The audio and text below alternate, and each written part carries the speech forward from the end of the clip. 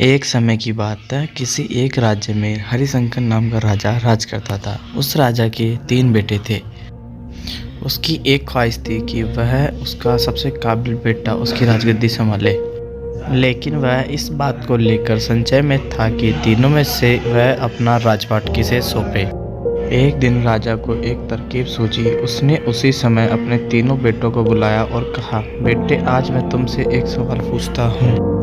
अगर तुम लोगों के सामने एक गुनहगार खड़ा हो तो तुम उसके साथ क्या करोगे? इस पर राजा के पहले बेटे ने कहा, उस अपराधी को सजाए मौत दी जानी चाहिए। वहीं दूसरे बेटे ने कहा, गुनहगार को काल कोठरी में बंद कर देना चाहिए। जबकि तीसरे बेटे ने कहा, पिताजी, हमें उसे सजा देने से पहले इस बात की जांच करनी चाहिए कि उसने यह सही से अपराध किया है या नहीं। इस पर राजा के तीसरे बेटे ने सभी को एक कहानी सुनाई। एक राजा था जिसके पास एक बुद्धिमान तोता था। एक बार उस तोता ने महाराज से कहा, मुझे अपने माता पिताजी के पास जाना है। राजा ने उसकी बात नहीं मानी, लेकिन तोता ने हार नहीं मानी। वह लगातार महाराज से जिद करने लगा कि मुझे माता पिता के पास जाने दे। अंत में राजा ने तोता की बात मान ली और कहा, ठीक है, तुम अपने माता पिता से मिलकर आओ, लेकिन वहाँ ज़्यादा दिन नहीं रुकना। राजा ने तोता को केवल 5 दिन की अनुमति दी और कहा, तुम 5 दिन में अपने परिवार वालों से मिलकर लौट आना।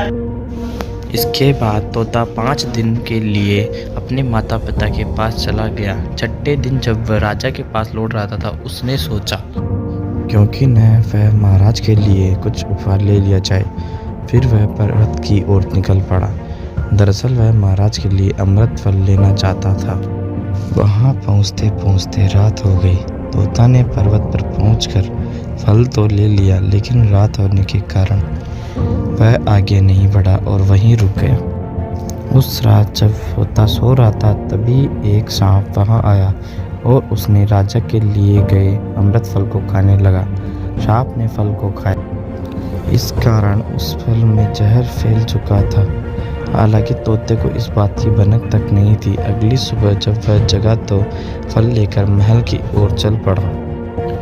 जब वह महल पहुंचा तो खुशी खुशी सीधे राजा के पास गया और कहा, महाराज, मैं आपके लिए यह अमृत फल लेकर आया हूँ।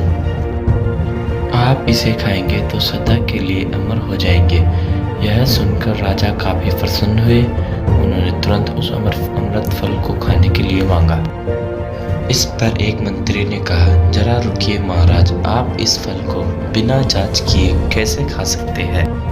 एक बार देख तो लीजिए कि तोता द्वारा लाया गया यह अमृत फल सही भी है या नहीं।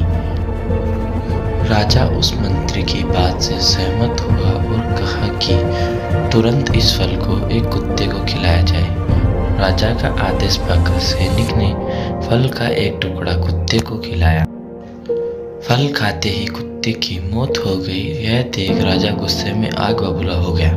उसने क्रोध में आकर तलवार से तोता के सिर को काट दिया, साथ ही उस फल को फेंकवा दिया।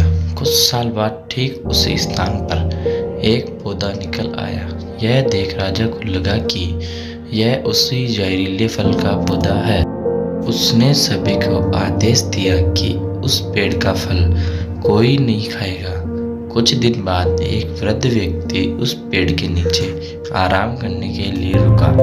उसे भूख भी काफी जोर से लगी थी। उसने उसी पेड़ से